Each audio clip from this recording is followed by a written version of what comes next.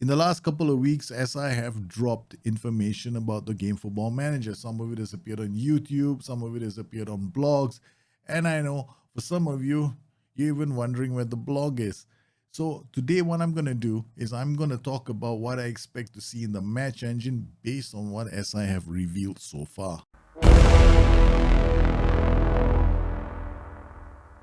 Today I'm going to talk about the match engine, what I am expecting from the match engine, and I'm going to share with you where I'm getting this information from. Because I know there are some people out there who still can't find the FMFC blog. And I don't blame you. If you go down to the website, it says footballmanager.com, right? You go to SI forums, it'll link you back here as well. Now, if you want to get to FMFC, you click this, it won't take you anywhere. But what you can do here is you can click this, right? And it will take you to the blog over here. You can go to the blog, but the information is actually here under features. So if you click on features, it will tell you what the headline features are for the game. Here we go. We got recruitment revamp, match AI, UEFA club licenses, spotter confidence, and dynamic manager timeline. Today, I'm going to be talking about the match AI and animation. Sports Interactive also have a YouTube channel and a Twitch channel. If you want to have more information, you can go down to both these channels and you will find out even more information. Today, I'm going to just focus on match AI. I'm not going to talk about the rest of the stuff because I need to see more. I mean, I'm excited about Squad Planner. If I can right click and add players to the Squad Planner, I'll be sold immediately because I'm the kind of person that usually forgets that he's got to sign a goalkeeper and go into a season, discover, oh God, I don't have a goalkeeper. Yep, that has actually happened to me before. Sometimes, oh God, the players have left the club. I have no one to take over. Yes, that kind of stuff happens to me quite a lot. So yes, I'm getting old, so my memory is going. Sue me. All right, but we're not going to talk about the squad planner. I think the squad planner has a lot of potential. The recruitment revamp looks very exciting for me as well because it kind of makes things, it funnels things into the tactical planning as well as the squad planning. There's plenty of information already out there. I can only see good things for the scouting revamp. It's not a reskin by any chance. The very fact that now I have scouts that actually tell me what reports I need to wait for, what reports have been completed, and players that they are going to be recommending, that is a big deal for me because previously you send scouts out. So what's the scout doing? When's the report coming? Which stage is he at? Is this a player I can sign? That was the situation for most of the time I used to play the game. So okay, for me, that revamp thing is a great idea. Okay, enough of all that. Let's talk about the match engine. Today's video is brought to you by BeSensible.com. Yes. I mean, there's no such thing, but we want to be sensible when we're talking about drips, feature drips, right? These are not buying decisions. You don't make a judgment on a couple of screenshots and maybe a few seconds of gameplay to decide whether the forthcoming game is good or bad. Experience has told us that you probably want to go out and use the demo, play the demo, and then come to a informed decision yourself. I'm not praising the game, I'm not condemning the game. I'm still on the fence. Okay, I will swing either way, right? So let me play the game and I'll tell you whether or not it's a good game or not. But for now, let's talk about how the new features are going to impact the way you play defensively. One of the issues that we have in FM22, and we've had it since defensive with narrow was introduced, is the fact that whenever we go narrow, we always invite crosses. Of course, you can find a way to block these crosses, but the moment you go narrow, the flanks are going to be given up. Let's deal with the cross. However, teams don't play like this in real life. Sometimes what they'd like to do is they want to go narrow, but they will shift their marking to one side and they will still try and stop some crosses. Talk to Ajax about it. I think that we needed some improvements in that regard. And I think that potentially FM23 could see those improvements coming. And I think they're going to be big ones for the match engine. I like to sell things up because I know my friends at Sports Interactive are watching this video. So yes, Nick, I'm hoping for some major changes and improvements to the match engine. When SI dropped this nugget of information, I got very excited. The out of possession instructions have changed. Now, some of you out there are probably going to think this is just a reskin. It isn't. There are some major changes here. Why? If you look very, very carefully, there's no more offside trap. Offside trap has gone the way of the dodo bird. A lot of teams don't actually actively use the offside trap. They press high, they drop deep. They don't use an offside trap if they don't need to because they want to be compact in attack and in defense. Last year when we had the offside trap, You'd either be compact in attack or you'd be compact completely in defense, but you can't have a mix of both. Now, with the whole defensive line and the drop deeper, this is a significant change. Why am I so excited? I'll tell you why. You could conceivably have a very, very attacking setup with lots of attacking duties, still play with a whole defensive line, still play with a high defensive line, still play with a high line of engagement, and play on very defensive mentality. As I talked about improving the AI manager, how is this going to be done? Totally back-end. They'll probably have some managers on very attacking mentality in the first 10 minutes. You never know. But I think this is definitely a change in the right direction. Now, if we go back to the out of possession instructions, there's something else there as well. Now, pressing trap, when you look at it the first time, you're going to think to yourself, oh man, this is just defensive with narrow. Why are they selling me the same old feature in a different dress? Well, let's get excited with this pretty little red dress. Because you also have below that cross engagement. Because in FM22, the way you dealt with crosses was different.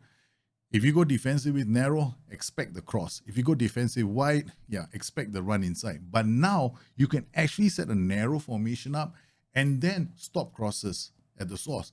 Now, how will this work in Football Manager? There are several ways this could possibly work. One, the formation is narrow, it shifts, but it leaves a gap on the far side. Yes, happens in real life, could be implemented into the game.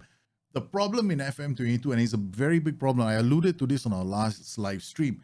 Whenever the ball is played in the middle, even when you're playing with defensive with narrow, players don't collapse on the ball carrier. They don't trigger a press. He makes a mistake. I want to see 3 players going in, shutting out his passing lanes, and at least one trying to hard tackle. It doesn't happen on Football Manager. So this pressing trap is huge because with the opposition instructions in play, you're going to be able to have very aggressive middle presses. You're going to have flank presses as well. Speaking of which, if I were to trap outside, playing a wide formation or a narrow formation, I will expect to see the wingers tracking back too, because I'm telling players to trap outside. Now, if that is the case, what Nick spoke about, certain roles being tweaked, could have a big impact. Now, let's talk about some of these other changes that SI are talking about. Of course, I mean, we're talking about K-block saves. Yeah, it's okay. Nice animation. Goalkeeper does a new save. I mean, I always forget to buy goalkeepers anyway. So, but here, this paragraph is very important. Defensively, they've improved the ability to win tackles, read interceptions, apply backside pressure on opponents, and read aerial interceptions. Why is this important? Because currently in FM22, you can't do that. You can, but it's not so effective, right? The thing is, here, it means that we could possibly see more players collapsing on a ball carrier in the middle or more players collapsing on ball carriers on the side. Because currently, when the ball is brought through the middle, we don't see a lot of that happening. And here, you see wingbacks in the backfire look to press, engage more aggressively. It was my biggest complaint in FM22. If you wanted to play a backfire system, your wingbacks were too passive. We had to play on a very high mentality. We had to play with wingbacks on attacking mentality just to get them to be a bit more aggressive. In the end, who needed wingbacks? We just play with wingers. I mean, that's what I was doing. I mean, I had a tactic with 11 attacking duties, right? With 2 wingers, it still played okay.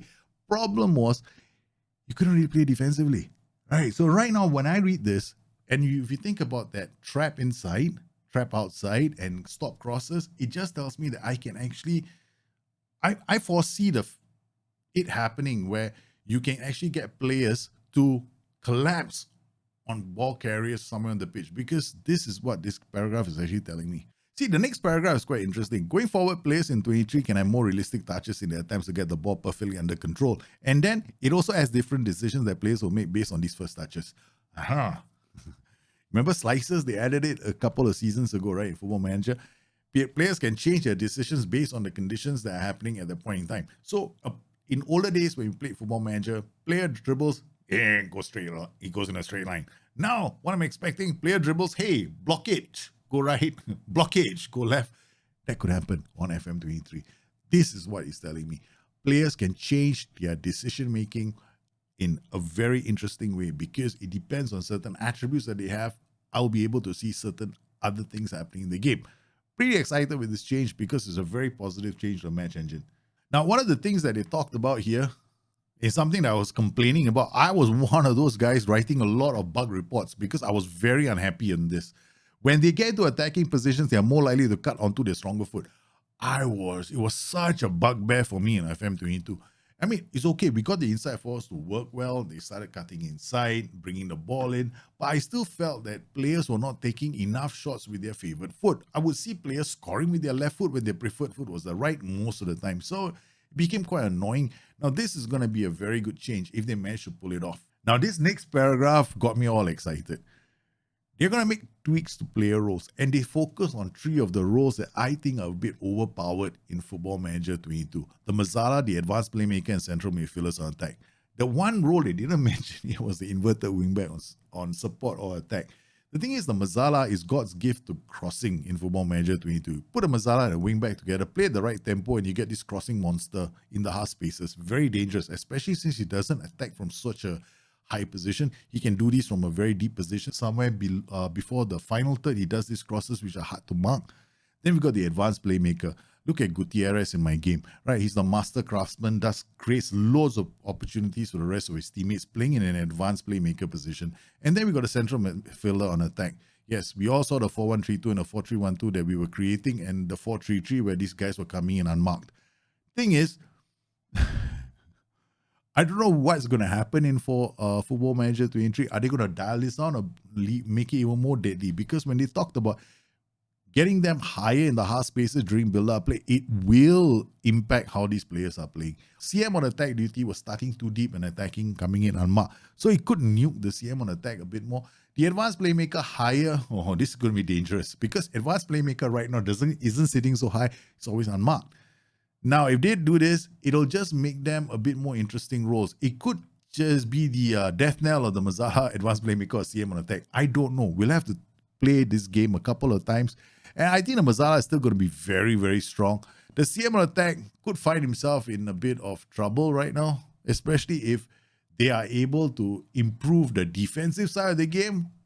And if they do that with the trap inside and the trap outside, these CMs on attack could be picked up a lot earlier on FM23. So what do I think of FM23 so far? I'm actually kind of excited about the match engine. Now, I'll be very honest. I'm not the sort of person that goes in and says, oh yeah, wow, this is a damn good game. You got to buy it. Guys, we've only had headline features. Okay. Let's wait until the demo is out before we make a buying decision. Don't ask me about a buying decision now. Ask me when the demo comes out. Meanwhile, you can expect me to do a complete match engine review when the game is launched. I'll make sure about one thing, right? I'll try and cover as much as I can in that video. I hope you enjoyed today's show, found it useful. If you have any questions, you guys know where to find me. And for those of you who couldn't find the FMFC blog, I hope I helped you out. Bye-bye.